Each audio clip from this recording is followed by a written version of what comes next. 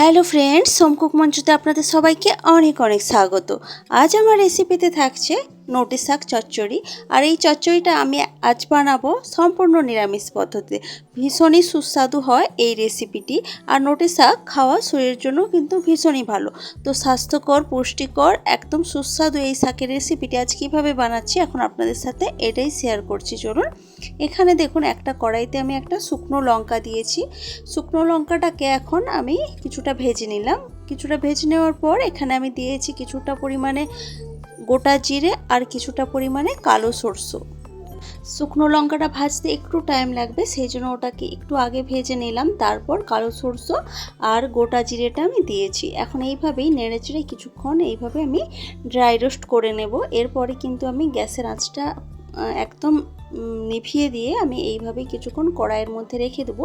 এতে করে খুব সুন্দরভাবে মুচমুচে করে ভাজা হয়ে যাবে। খুব বেশিক্ষণ কিন্তু ভাজা যাবে না, এতে করে কিন্তু পুড়ে যেতে পারে। আর এখানে দেখুন ঠান্ডা হয়ে যাওয়ার পর আমি একটা পাউডার এরকমভাবে বানিয়ে রেখেছি।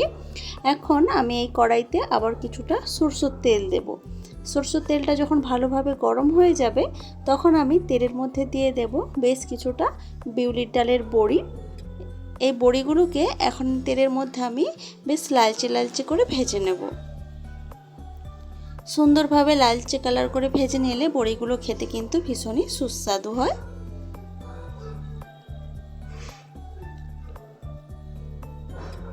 তো আস্তে আস্তে বড়ির গায়ে কিন্তু কালার ধরতে শুরু করে দিয়েছে। এখন আমি বড়িগুলোকে এইভাবেই উল্টে পাল্টে ভালোভাবে ভেজে নিয়ে কড়াই থেকে তুলে রাখবো। আর এইভাবেই কন্টিনিউ নাড়াচাড়া করলে সব দিক থেকে বড়িটা সমানভাবে ভাজা হয়। তো বড়িগুলো তো ভাজা হয়ে গেছে, এখন তুলে রাখলাম। এখন আমি এই তেলের মধ্যে দেব ফোড়ন। ফোড়ন হিসেবে দিলাম একটা শুকনো লঙ্কা আর কিছুটা পাঁচফোড়ন। পাঁচফোড়নের গন্ধটা ভীষণই সুন্দর হয় এই চচ্চড়িটাতে। এখন আমি এর মধ্যে দিয়ে দিচ্ছি ছোটো ছোটো করে টুকরো করে কেটে রাখা আলু। এখন আলুগুলোকে এই তেলের মধ্যে বেশ কিছুক্ষণ ধরে ভালোভাবে ভেজে নেব। চচ্চড়ির সবজিগুলোকে একটু যদি ভালোভাবে ভেজে নেওয়া যায় তাতে করে কিন্তু খেতে ভীষণই সুস্বাদু হবে চচ্চড়িটা। তো কিছুক্ষণ এইভাবে আলুটাকে ভেজে নেওয়ার পর এখানে আমি এখন দিয়ে দেব মিষ্টি কুমড়ো। কুমড়োটাকেও এখন আলুর সাথেই ভেজে নেব ভালোভাবে।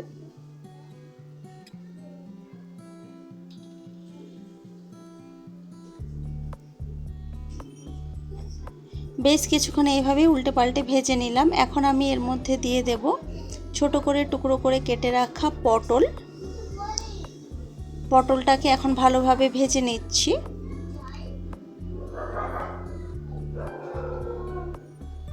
তো এইভাবেই একটা একটা করে সবজি দিয়ে আমি কিন্তু সবজিগুলোকে ভালোভাবে ভেজে নিচ্ছি। যেই সবজিটা ভাজা হতে যেরকম টাইম লাগে সেই হিসেবেই কিন্তু আমি দিচ্ছি। এখন আমি সবশেষে দেবো এর মধ্যে বেগুন। বেগুনটাকেও এখন খুব ভালোভাবে সমস্ত সবজির মধ্যে মিশিয়ে নেব এবং ভেজে নেব।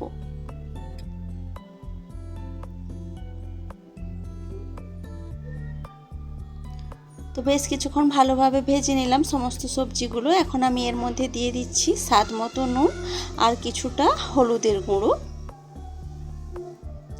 তো নুন আর হলুদ গুঁড়ো দিয়ে এখন সবজিগুলোকে ভালোভাবে কষিয়ে নিচ্ছি।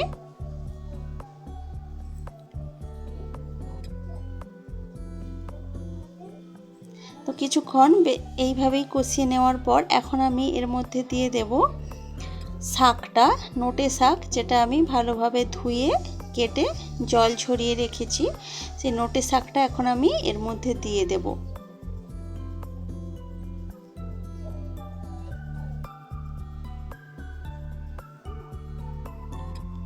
তো সব নোটে শাকটা আমি দিয়ে দিলাম। এখন এই শাকটার সাথে সমস্ত সবজিগুলোকে খুব ভালোভাবে মিশিয়ে নিতে হবে।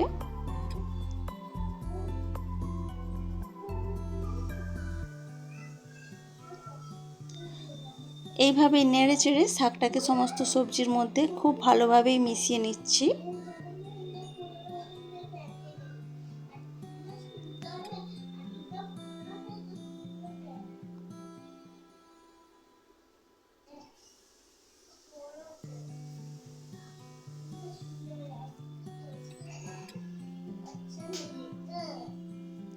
সব কিছু খুব ভালোভাবে মিশিয়ে নিলাম।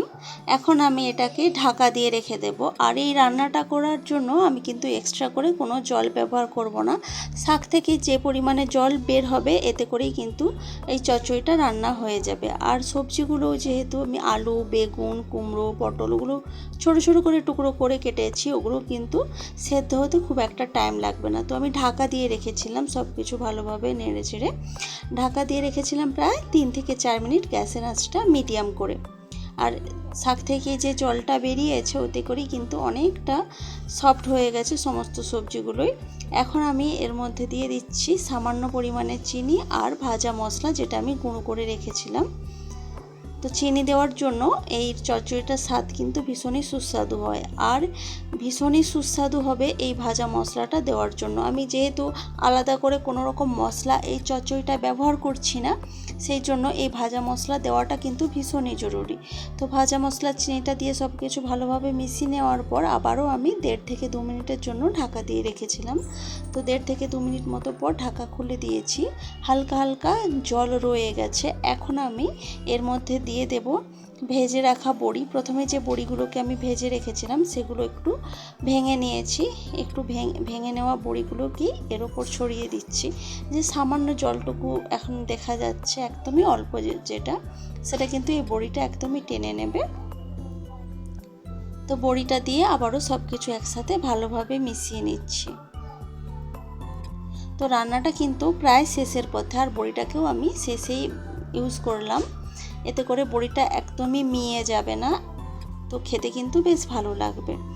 তো বড়িটা দিয়ে সব কিছুর সাথে ভালোভাবে মিশিয়ে নেওয়ার পর আমি গ্যাসের আঁচটা অফ করে ঢাকা দিয়ে রেখেছি 4 থেকে 5 মিনিটের জন্য। 4 থেকে 5 মিনিট মতো পর দেখুন সার্ভ করে দিয়েছি। দেখতে তো ভীষণই সুন্দর হয়েছে, আর খেতেও ভীষণই সুস্বাদু হয় এই রেসিপিটি।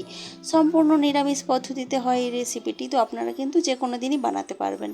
তো রেসিপিটি আপনাদের কেমন লাগলো সেটা কিন্তু কমেন্ট বক্সে অবশ্যই জানাবেন। ভালো লাগলে লাইক, কমেন্ট, শেয়ার করবেন এবং প্লিজ আমার চ্যানেলটি সাবস্ক্রাইব করে আমার পাশে থাকবেন। তো আজকের ভিডিওটা এ পর্যন্তই থাক। দেখা হচ্ছে অন্য কোনো দিন অন্য কোনো ভিডিওতে অন্য কোনো রেসিপির সাথে। তো আজকের মতো টাটা, বাই বাই।